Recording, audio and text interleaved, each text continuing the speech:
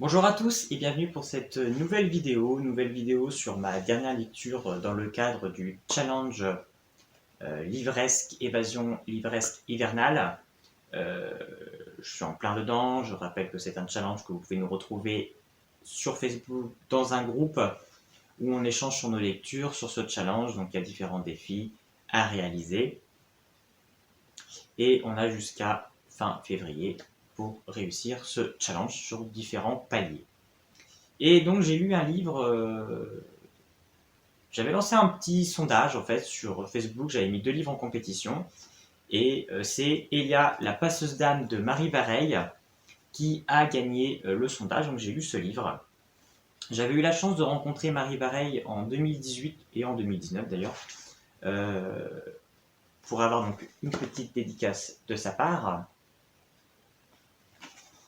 Donc en 2018, j'avais donc pris le tome 1 et en 2019, j'avais donc pris le tome 2. Donc sur chacun des livres, j'ai eu une dédicace. Et je me suis enfin plongé dans l'univers de Elia, la passeuse d'âme. Ça faisait vraiment très longtemps que j'avais envie de découvrir ce livre, surtout avant de retourner à Montaigu en 2020, où j'espère que Marie Bareil y sera encore pour que je puisse lui prendre son tome 3, parce que cette lecture m'a beaucoup plu et j'ai très hâte de découvrir la suite et le dénouement de tout ça, de tout ce qui est mis en place dans ce tome 1. Donc on se retrouve après le générique pour que je vous fasse part de mon avis et de quoi parle Elia, la passeuse d'âme. A tout de suite.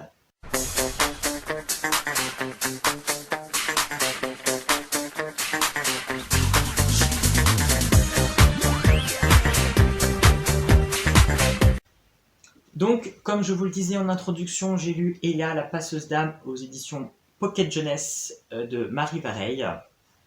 C'est le premier titre que je lis de Marie Bareil. Il me semble que d'ailleurs c'est son premier roman. Peut-être pas. Enfin, en tout cas, c'est son premier roman young adulte, parce qu'elle écrit après aussi pour les adultes des romances du contemporain. Et il y a la passeuse d'âme. On est dans un univers. Alors, est-ce que je pourrais dire post-apocalyptique? Non. Mais malgré tout, l'humanité telle qu'on nous on la connaît a connu une fin. Ça a été la fin du monde et il y a juste une partie du monde qui a survécu et qui a mis en place un nouveau fonctionnement où en fait l'individu n'existe plus, on ne doit plus avoir de... L'individualité n'existe plus, c'est vraiment le collectif qui doit primordier et toutes les décisions sont faites pour le collectif.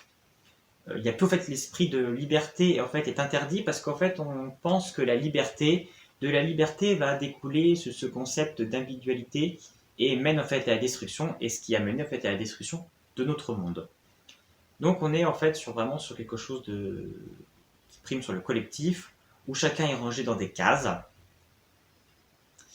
On a donc les Cornésiens qui sont considérés comme les riches, les puissants, qui eux ont la belle vie, ont tout. On a les Nosoba qui sont eux les esclaves et qui vont faire toutes les tâches ingrates et qui vivent vraiment dans la pauvreté et ont du mal à se nourrir. Et puis on a les commerçants qui sont un petit peu entre les deux, qui font un petit peu l'intermédiaire. Certains arrivent plus ou moins à mieux vivre que d'autres. Et toutes ces différentes castes ne doivent surtout pas se mélanger, de vraiment rester les uns avec les autres pour pas être contaminés en fait.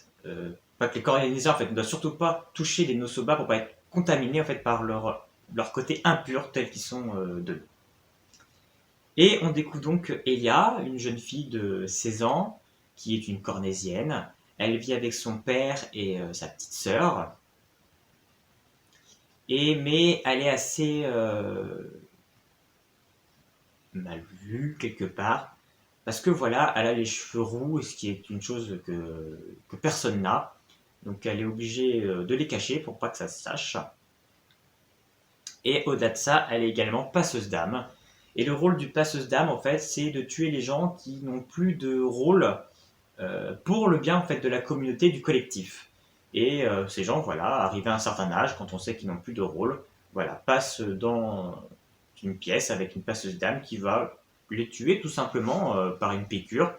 Voilà, leur vie est arrivée à sa fin, ils ont aidé le collectif, et maintenant ils peuvent partir en paix. Donc voilà le rôle des passeuses d'âme pour les Cornésiens. Évidemment, ils éliminent aussi des Nosoba, Et les passeuses d'âme, en fait, enfin passeurs ou passeuses d'âme, sont définis parce qu'ils ont une altération au niveau d'un de leurs chromosomes qui fait qu'en fait ils n'ont aucun sentiment. Donc c'est pour ça qu'en fait on leur donne ce rôle de passeur d'âme parce qu'ils peuvent effectivement tuer les gens sans en ressentir de honte, de pitié, et on sait qu'ils vont faire cette tâche parce que forcément ils ne ressentent rien dû à cette altération qu'ils ont du chromosome. Et il se trouve qu'il y a un truc assez bizarre, c'est qu'en fait Elia, elle, ressent les choses. Elle n'a pas cette non-empathie qu'ont les passeurs d'âme. Donc c'est assez étrange, mais du coup, voilà, elle ressent les choses sur son travail quand elle tue les gens. Et on l'a su au début, il va y avoir en fait une intrusion dans la cité de Nosoba, visiblement, donc voilà, toutes les forces de l'ordre sont en action. Elle a son travail à l'hôpital de passeuse d'âme, et va rentrer à Nosoba dans sa pièce où elle travaille, avec un défenseur, un garde de la ville, et qui lui dit, voilà, on a capturé le traître, il faut que tu l'élimines comme tu fais toujours, voilà, c'est ton rôle. Et Elia va donc accomplir sa tâche, enfin va vouloir le faire, et elle va quand même se poser des questions sur pourquoi elle a tué cet individu, qu'est-ce qu'il a fait de mal en fin de compte. Et le Nosoba va se réveiller, et ils vont rentrer en duel l'un contre l'autre, et, euh, et il va lui expliquer qu'il est là pour voler des médicaments, que son petit frère en a besoin, qu'il en a besoin pour le sauver. Et en fait, Elia va en prendre de la pitié pour lui et va l'aider à s'échapper. Et donc, ce Nosoba va réussir à s'échapper grâce à Elia. Et Elia, ben forcément, ça va se savoir, parce que jamais le corps de ce Nosoba sera retrouvé. Et donc, à une nuit, leur président, qui connaît finalement le père de Elia, donc Elia découvre qu'ils se connaissent et ça ne le savait pas, donc elle ne connaît pas forcément le passé de son père. Et par cette ancienne amitié, le président va prévenir en fait le père de Elia, dire bah, demain on va venir, on va chercher ta fille, elle a trahi le collectif, on va devoir donc la capturer et la mettre au conclusard, qui est une espèce d'école qui forme les prochains défenseurs, mais ceux qui ne s'en sortent pas sont morts. Et il va y avoir quelque chose d'assez étrange, c'est qu'en fait le président va prendre la photo de la sœur de Elia, et son père va dire que oui, c'est elle, Elia. Donc Elia se pose beaucoup de questions parce qu'elle voit toujours que son père, en fait, jusqu'au bout, ne la reconnaît jamais. Fait comme si son existence n'existait pas. Elle a toujours eu sa préférence pour sa sœur.